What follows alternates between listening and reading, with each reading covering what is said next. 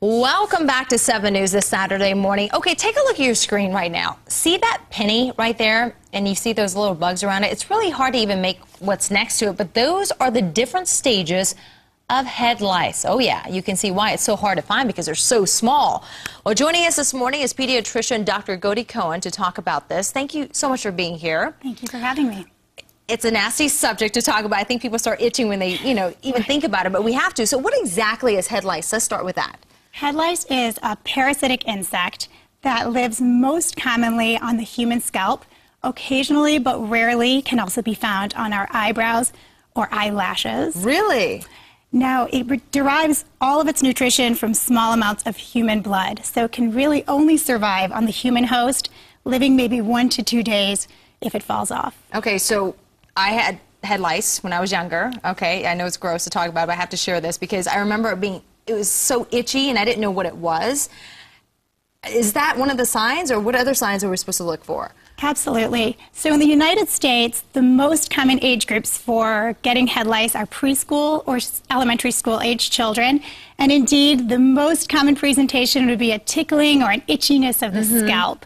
This can actually lead to significant irritability, especially in small children, and sleep disturbances. How do you get head lice? I wondered about that. My mom's like, what did you do? I'm like, I don't know, Well, you're in school, you're young, and you hang around with a lot of kids. Right. Well, as we saw from the photo, the adult head louse is actually a small insect with 6 legs. It does not have wings, so it's transmitted by direct head-to-head contact. So you can imagine kids on the playground, slumber parties, sporting events. They do have head-to-head contact and can transmit lice from child to child. Oh, it's making me itch just thinking about it. Okay, so one of the things I remember when I was younger is my mom had to use the comb that was really fine. I felt like I lost a lot of hair because of it, but at least it cleaned it out. So are there any new treatments besides that now? There are. We still do recommend using the comb, especially to look for head lice. If you're concerned because your child comes home with symptoms like we described, the itching, or maybe even a note came home from school, then it's a good idea to look. We recommend first putting on disposable gloves and parting your child's hair down to the scalp. The best places to look would be behind the ear, maybe at the nape of the neck.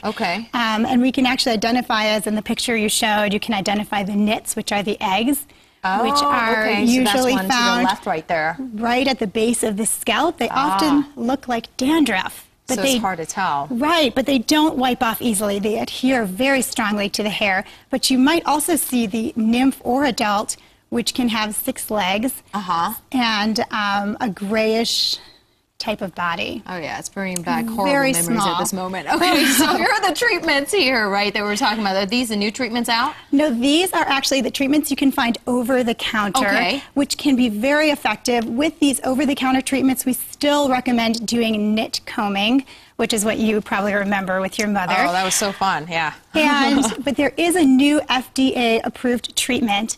The anti-parasitic agent ivermectin has now been shown to be effective in removing lice. It essentially eradicates it in one 10-minute treatment with no nit combing. Wow, okay. And it's very safe. It's been used since 1987 for treatment of other parasitic diseases. Okay. And but like all prescription medication, we recommend using caution in children under 6 months and pregnant women. Talk to doctors about it as well, just in case, right? Always meet with your healthcare providers. So for you kids out there who have lice, do not be embarrassed by it. Everyone gets it once in a while. Hopefully you don't have to, but there are treatments available for parents to take care of it so you don't have to deal with that problem again.